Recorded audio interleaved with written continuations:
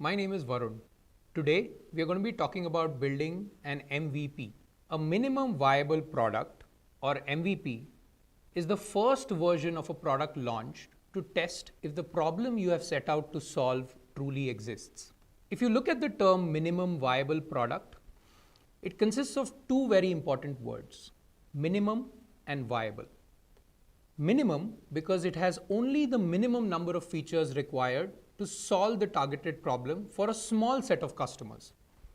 A small set of customers who are deeply troubled by this problem that you're trying to solve.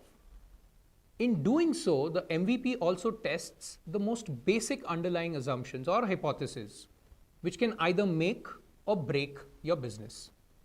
The second word is viable. The MVP is not a prototype or a proof of concept, but it is also capable of providing value to users.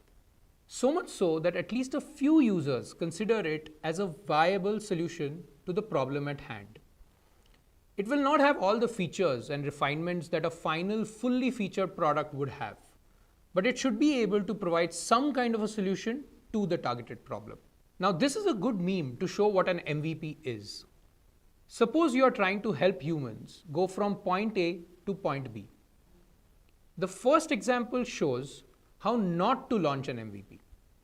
The product being launched becomes useful only once all its components have come together. This also assumes that you already know what the perfect final product is, which, by the way, nobody ever knows.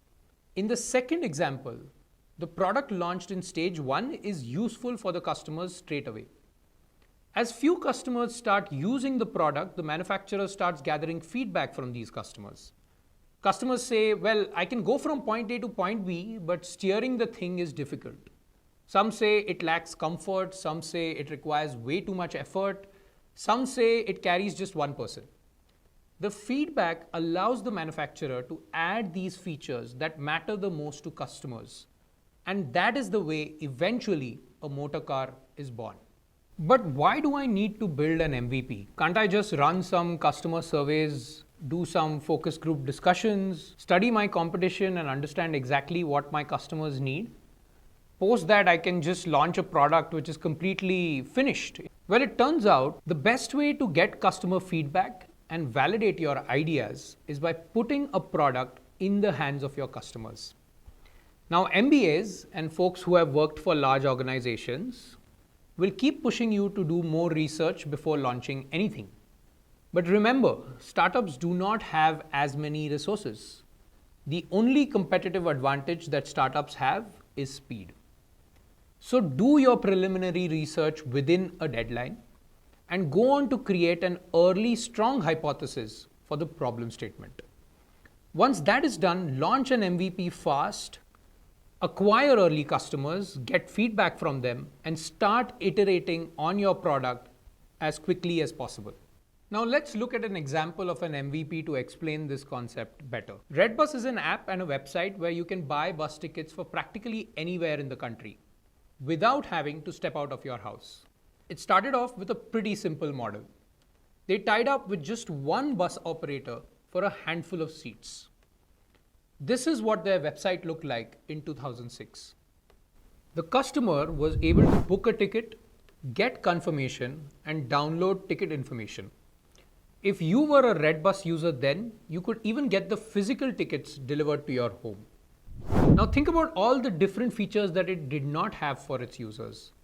They did not allow users to track where a bus is, compare ratings for buses, or even do online payments. With this basic set of features, RedBus was testing their core assumption. They wanted to know if their product idea actually solved a real problem that real people faced before they start investing in a full-fledged product. With this version, RedBus served an initial set of users. These were probably frequent bus travelers who were the most frustrated with the time and energy that they needed to spend in the process of booking tickets. As they got more users and started receiving positive feedback on the product, RedBus realized that the solution they had built was actually useful. A few months later, the website became better. RedBus spoke to users, added more features and more functions based on what they said. For example, you will see that RedBus introduced helplines for major cities. These early versions of RedBus was their minimum viable product. It was minimum because it had only those features that allowed them to test their core assumptions. People could buy a ticket and travel by a bus. It was viable because it worked and at least a few customers started treating it as a viable alternative to what they were otherwise doing. At this stage, RedBus probably knew that adding functionality that allowed customers to track their bus would help, but they also knew that it wasn't a make or a break.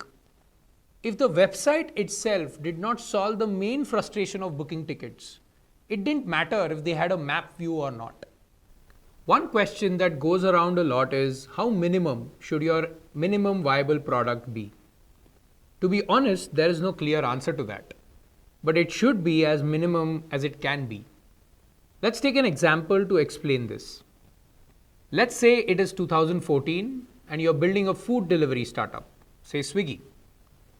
The core hypothesis or assumption at the center of this idea that governs whether this business will be successful or not is if people are given a convenient option to order food online, will they take it up?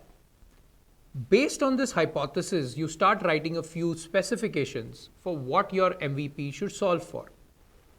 Let's say the first feature is that the food needs to be delivered at the user's doorstep. The second feature is that the food comes on time and in good condition. The third is that the user has multiple restaurant options to choose from. And some other features like delivery tracking, online payments, and ratings and reviews being available for restaurants. Now, for every feature, you need to ask yourself a few things. Number one, how important is this feature to address the core need of the user? I usually end up categorizing features into 3 buckets based on the answer to this question.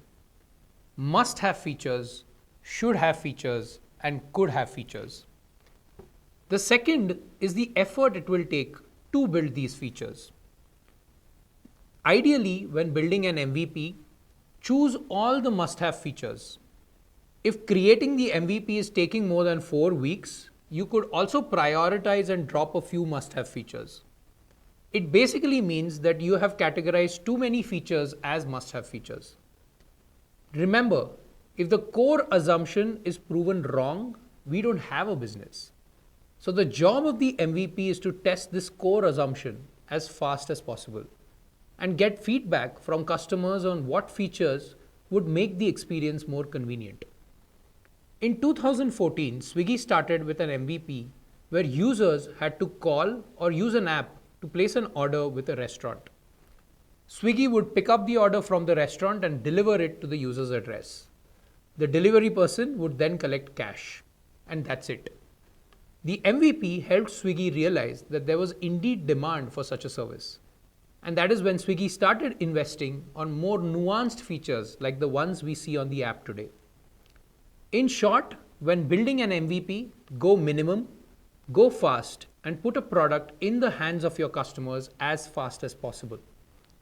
The feedback and insights it will generate will be the biggest asset that a company can create for itself. But what if nobody likes the MVP? A lot of founders and startup leaders feel that if the MVP disappoints users, the users will be lost forever.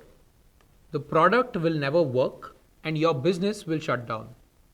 That is absolutely not true. Nobody cares that much. You are still an early stage startup and still very small. So none of your mistakes at an early stage are fatal. Also remember, the users who are willing to use your product are early adopters.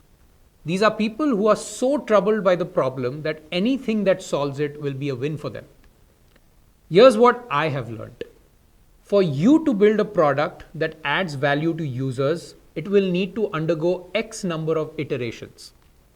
No matter how much research you do and how much customer interviews you do, this number does not change.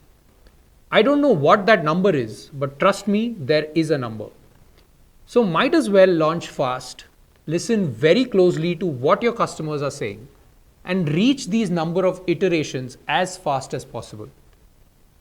Now you must be wondering, Who will be these small set of users who I need to launch the MVP to? Your initial set of customers will be people who are the most distressed by the problem you are trying to solve. Think of it this way.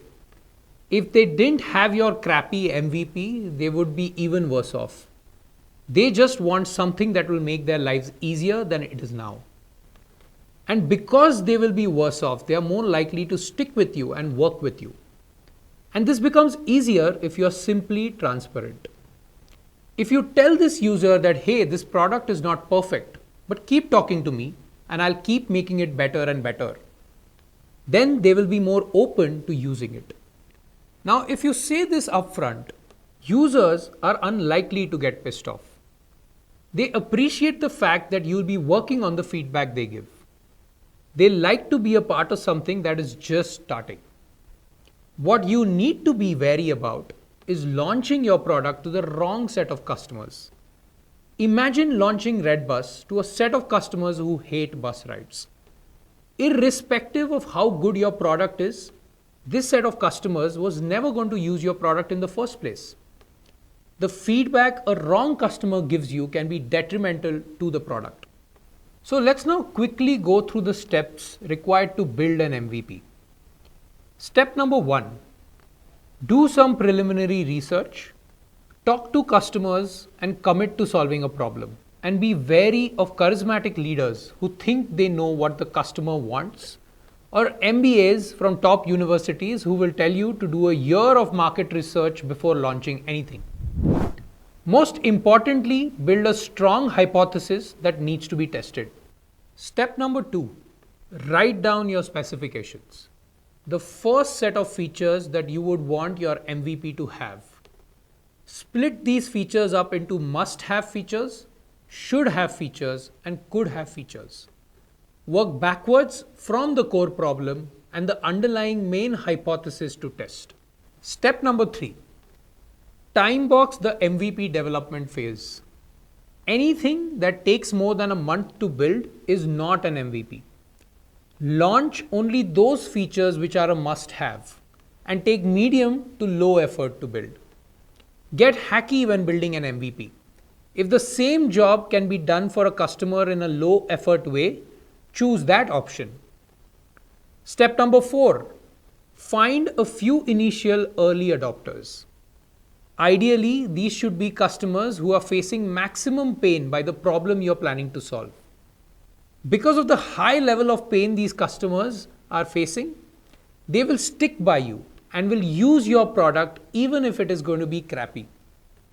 Step number 5, listen to what customers have to say. Try to understand how and whether your product is solving the underlying problem. Understand what new features can make the solution more convenient. And finally, step number 6, don't fall in love with your MVP. Your MVP is going to be crappy. It is going to be imperfect, rudimentary, and work in progress. With the first set of early adopters, launch a new version at least once every 3 weeks. Add new features every single time. Be fast to launch, get lots of feedback, and keep improving your product. So let me summarize this one last time. Whatever you build as your MVP is going to be shitty. But that's fine. Nobody expects it to be good. So don't worry too much about failures. Get a product into the hands of your customers. Start speaking to them. Begin your journey of iteration. Because once you've done that, the momentum will keep you going. That is all from my end today. Thank you so much and stay tuned for more from Mesa.